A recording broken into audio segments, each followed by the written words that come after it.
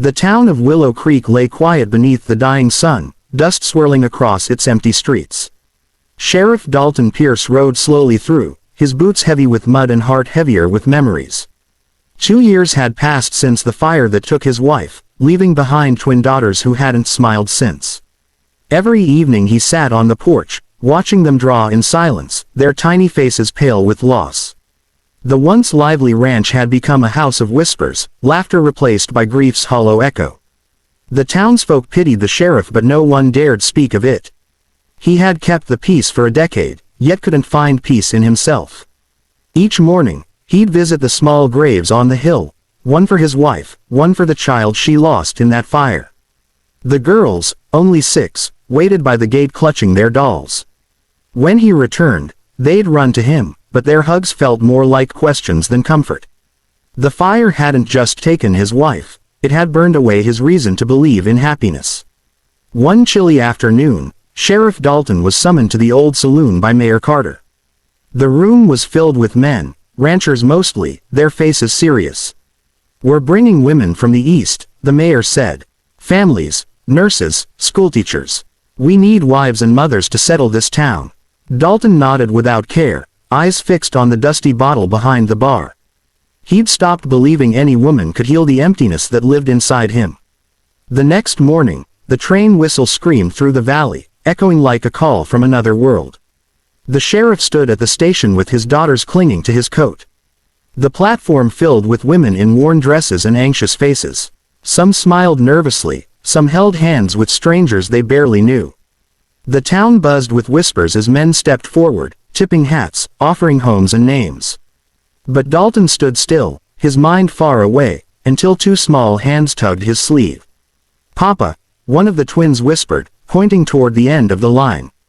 A young woman stood alone, her hair tangled by the wind, clutching a small wooden box. Her clothes were simple, eyes tired but kind. She wasn't the prettiest, nor the boldest, but something in her silence drew Dalton's gaze. "Her," said the second twin softly, her blue eyes glistening. The sheriff blinked, confused. He hadn't even spoken to her, didn't know her name. Mayor Carter laughed awkwardly and patted the sheriff's back. "Well, Dalton, seems fate made the choice for you. Choose any woman you want," I said, "but looks like your girl's already picked one." The men chuckled around them, but Dalton's throat tightened. He looked again at the woman. She wasn't smiling, just staring down at the box in her hands as if guarding her entire life inside it. For reasons he couldn't explain, his heart shifted, a faint warmth cutting through the cold. The woman's name was Clara, a nurse from St. Louis. She had lost her family in a flood the year before and had come west seeking a new start. When the sheriff approached, she flinched slightly, as if unused to kindness. "I didn't mean to," she started, but he stopped her. "It's not your fault," he said quietly. "Seems you've already met my daughters." The twins smiled for the first time in months. Clara knelt, brushing their hair from their faces.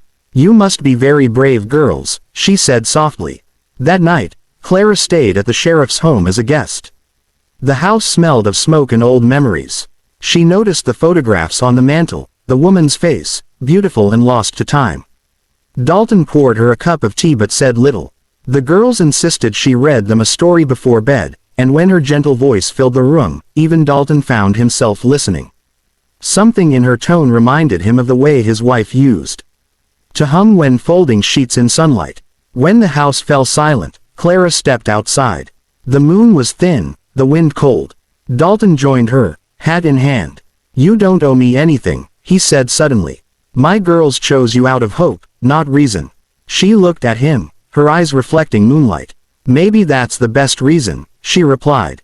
For the first time in years, he didn't have an answer. Over the following days, Clara helped around the ranch. She cooked, mended, and laughed with the girls. The sheriff watched from afar, torn between gratitude and fear. Every gesture she made softened the walls he'd built around his heart. But one evening, while cleaning the old barn, Clara found a locket hidden under a pile of ashes, a locket with Dalton's wife's portrait inside. On the back, an engraving read, "Always find your way back to me." Clara held the locket in her trembling hand, staring at the tiny photograph inside. The woman's eyes were calm, strong, so different from her own haunted reflection. She tucked it carefully into her apron and continued sweeping, but her thoughts burned. That night, as the girls slept, she stood outside Dalton's door.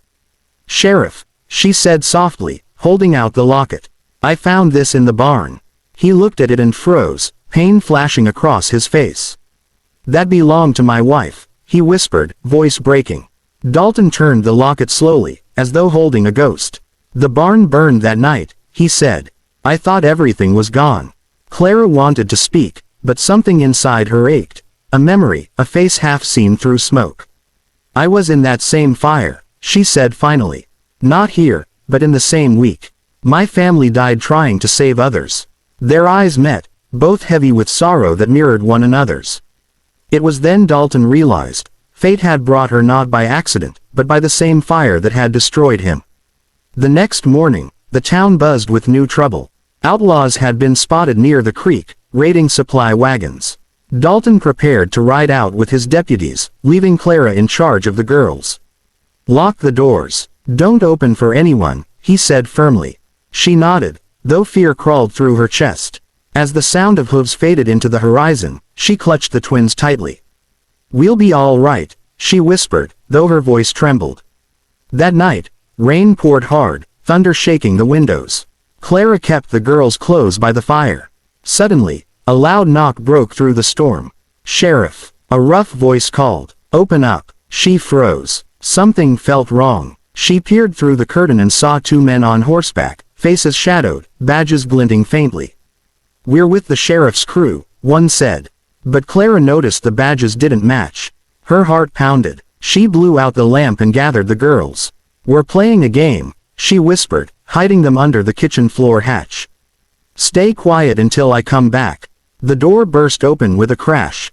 Two outlaws stepped in, dripping rain, guns drawn. "Where's the sheriff's gold?" one sneered. Clara's mind raced. "There's no gold," she said, backing away slowly.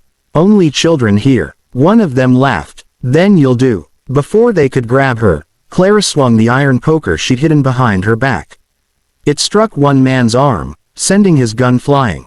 The other lunged, grabbing her shoulder, but she bit down hard, breaking free. The struggle filled the small house with chaos. Then a deafening gunshot cracked through the night, not from them, but from outside. The sheriff had returned early. The door burst open, and Dalton stood there, soaked and furious. "Get away from my family," he roared.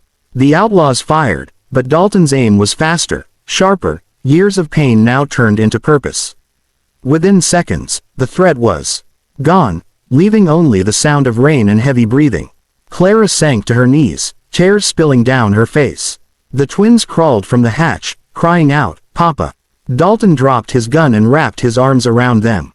"You're safe," he whispered, voice shaking with relief. When his eyes met Clara's, something deeper than gratitude stirred between them. The days after the attack passed in fragile calm. Clara helped mend the broken door while Dalton worked in silence, thoughts storming quietly behind his eyes. One evening, as the sun bled into the hills, he walked to where she stood hanging laundry. "You risked your life for them," he said. She smiled faintly. "They're good girls. They make me feel like I belong again." He hesitated, then said softly, "You do." As the weeks turned to months, laughter slowly returned to the ranch.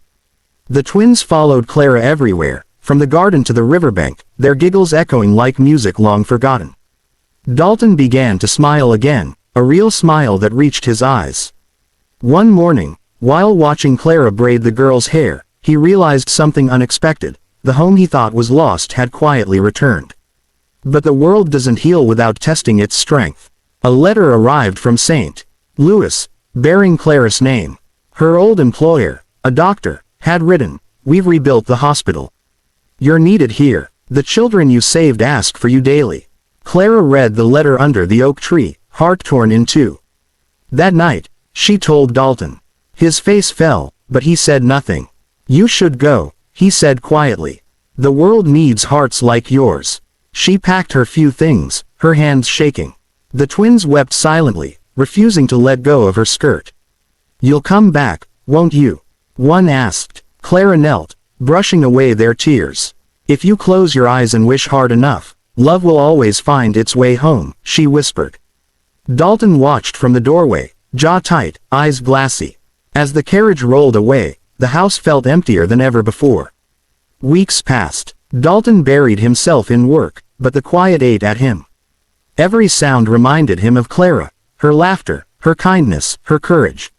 The twins drew pictures of her every night, leaving them on the table like prayers. One morning, he found a small note under his coffee mug. "Papa, we wished. Please, find her." Something in those childish words broke him open. He saddled his horse before dawn and rode east, through rain, mud, and memory. Days turned into weeks, until finally he reached the small hospital in St. Louis. He found Clara tending to a boy's wounds, her hands steady, her voice soft.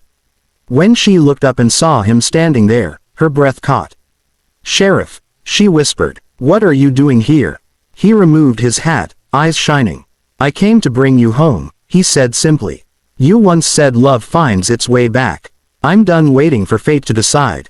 The room went still. Tears filled her eyes, and for the first time since that terrible fire, Clara allowed herself to believe in tomorrow.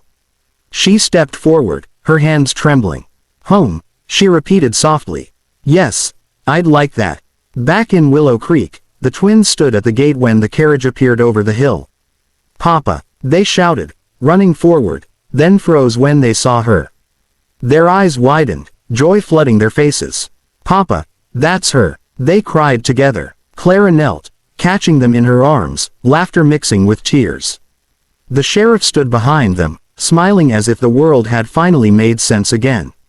The town gathered that evening for supper at the ranch. Music played, lanterns swung in the warm wind, and laughter filled the air. The sheriff looked at Clara across the table, her hair lit by firelight, her smile soft but sure.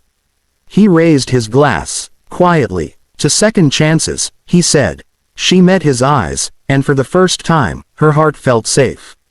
Months later, the ranch bloomed again. The twins ran barefoot through fields of wildflowers, their giggles floating through the air.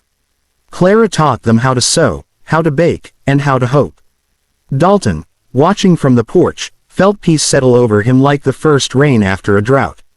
The locket, once a symbol of loss, now hung beside a new one, engraved with all four of their names. As twilight painted the valley gold, Dalton wrapped his arms around Clara. "You saved us," he murmured. She smiled, resting her head against his chest. "No," she said softly. "We saved each other." The wind whispered through the trees, carrying laughter, promise, and the scent of new life. And in the distance, the girls' voices echoed, full of joy and belonging, the sound of a family finally made whole again. Sunrise dizzy.